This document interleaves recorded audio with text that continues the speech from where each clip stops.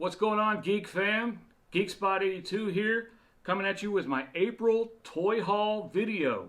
Thought I'd share with some of the pieces I got over the last month with you guys and see what you guys thought.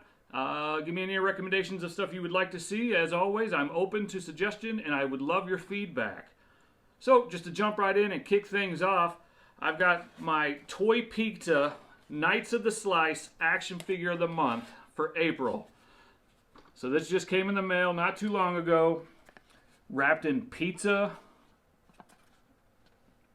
wrapping paper, and the guy's name is Broderick. To me, he looks a bit like a Duke Nukem style figure, but he's translucent with those super cool guy shades on. He's kind of a pink or salmon color. Super cool, and the cool thing that they did was they also included an alternate head to make him look like he has a howitzer on his head there. So that's pretty cool. These figures are pretty cool because they use the Glios system, which means their parts are supposed to be interchangeable with any other figure that also uses that same system.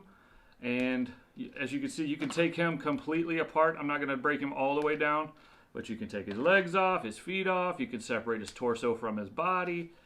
That allows for a larger range of customization that you wouldn't get with some other figures. So that was the Knights of the Slice action figure of the month from Toy Pizza.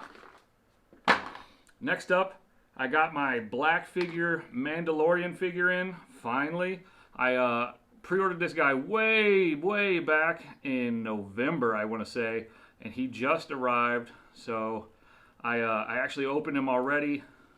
Sorry, you guys missed the unboxing, but as you can see, he comes with his pistol, and he has his long rifle here that has a peg, and you can attach to his back. And I'm going to show you guys that in just a moment. Then that allows for customization with that. But as far as range of motion, you can see his elbow doesn't bend all the way. His hand, you get up and down motion, but no front and back. He's got good swivel on his elbow, and okay range in the shoulder area, but this shoulder piece here is connected at the shoulder, not toward the trapezius muscle there. So it blocks some of the range of motion. You've got his plastic, like a rubber material cape.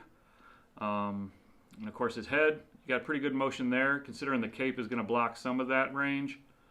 And then as far as knee bend, you get maybe 45 degrees, nowhere near being able to kick his own butt, but that's all right. Toe, you can go all the way back, most of the way forward, and he does a pretty good split at the groin and good rotation on the leg there. So again, if you watch the series, it was fantastic. I'm gonna have to pick up a version of the child to go with him, and he'll be pretty cool. So that peg hole I was telling you about for his rifle is on his back there, and it's kind of blocked by his gun belt. I like that it is a loose gun belt, but I don't like that it blocks the access for his long rifle. So that would be my main complaint. Otherwise, I'm super excited to add him to my Star Wars Black Series collection. You guys remember when I did my room tour, I was kind of lacking there, and I think he's going to make a great addition to that display cabinet. To go along with that line, I also was able to pick up Zori Bliss from the newest Star Wars movie. I don't know why she didn't have a bigger role being played by Kerry Russell. I thought she would be a more important part of that universe, but she was not in it very much. You can see she has complete range of motion in her knee, all the way back. The toe kick can go forward, it can go backward. About the same range of motion in the groin, and you've got a swivel here, so not too bad as far as posability in the leg.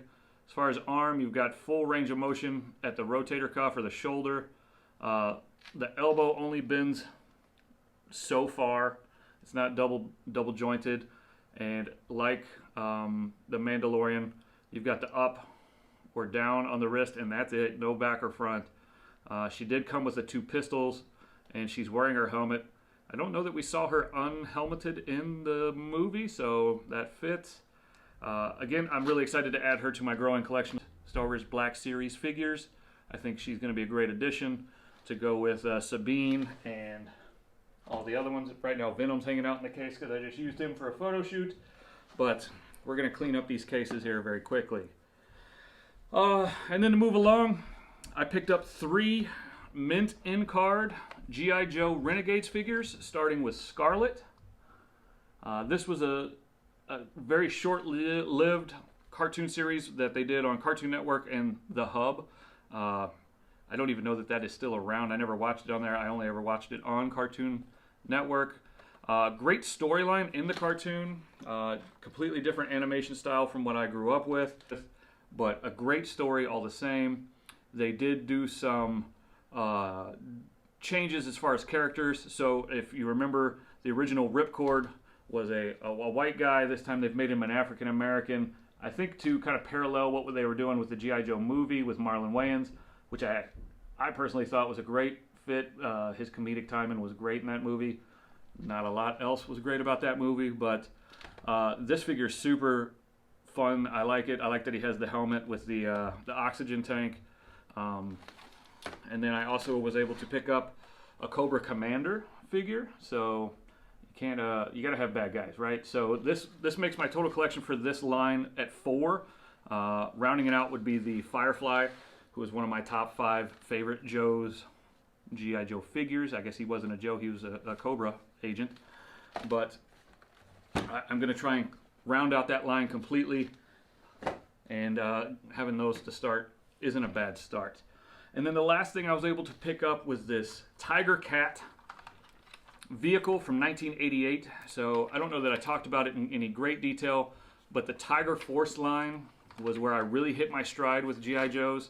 And man, I just loved everything about the Tiger Force line, and adversely the Python Patrol to battle with them. This one is missing the missile array that would go here. It had 4 missiles that would shoot out, and then it had 2 side missiles that would go on either side of these skids here to make it really just look very aggressive. But I've always loved the colors, the color scheme, and I'm sure Joe Exotic would appreciate the detail on this. So I picked this up for, I think, $5, and I was super happy with it, even though it was missing just a couple of pieces. So my goal is to pick up those pieces separately and round this out and throw it in the collection. So that's another thing I'm going to be working on very shortly. And that's it as far as toys for the month of April. It was kind of a light month with us all being in quarantine. I'm not able to get out and go shop at some of the hot spots I'd like to hit. Traditionally, there's some pretty good sales in and around the town I live in, so I like to hit up those and see what I can find.